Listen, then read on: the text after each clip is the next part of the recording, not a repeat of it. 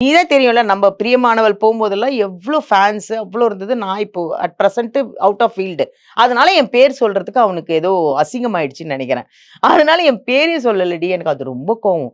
அன்னைக்கே பிளாக் பண்ணி அவன் நம்பர் கூட என்கிட்ட கிடையாது. நாஞ்சில் நம்பர். அப்படியே பிளாக் பண்ணி அப்ப இப்போ உனக்கு ஃபோன் பண்ணிட்டு இன்னைக்கு இருக்கா? எனக்கு கால் பண்றான் காலையில.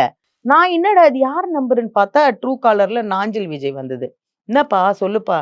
அக்கா இந்த மாதிரி உங்க பேர் சொல்லிட்டேன்க்கா. எதுக்குப்பா இப்ப போய் என் பேர் சொன்ன அப்படின்னு கேட்டேன். ஏன்டா இப்பதான் என் ஞாபகம் வந்ததா? எதுக்கு என் பேர் சொன்ன? சொல்லாமயே இருந்திருக்கலாம்ல நாஞ்சில். இல்லக்கா எப்ப சொல்லணும்ன்றது ஒரு இது இருக்காம். டைம் இருக்காம். அந்த டைம்க்கு ஏத்த மாதிரி சொல்லிட்டேன். நீங்க வந்து கொஞ்சம் இன்டர்வியூ கொடுங்க பேசுங்க அப்படி இப்படின்னா. அப்போ இதுல உனக்கு என்ன தெரியுது? பயங்கர செல்ஃபிஷா இருக்கக்கூடாது. சிறு துரும்பு கூட பல்லு குத்துறதுக்கு உதவும். எல்லாரோட கான்டாக்டும் எப்பவுமே பேசிட்டு இருக்கும். வைஷுக்கு நான் என்னடி பண்ணேன்? எதுவுமே பண்ணல. அவளாவது என்ன ஒரு 2 இன்டர்வியூல இது கூப்பிட்டா, ஃபங்ஷன் கூட்டின்னு போனா, பேமெண்ட் வாங்கி கொடுத்தா. சும்மா ஃபோன் அடிப்பா. எப்படி இருக்கீங்க மம்மி? கண்டிப்பா என்னையே வந்து அந்த நான் தானே ஒரு நாள் வீட்டுக்கு வர வச்சு உன் கூட 3 நாள் இருந்தாளே! சமைச்சு போட்டுக்கிட்டு. அவ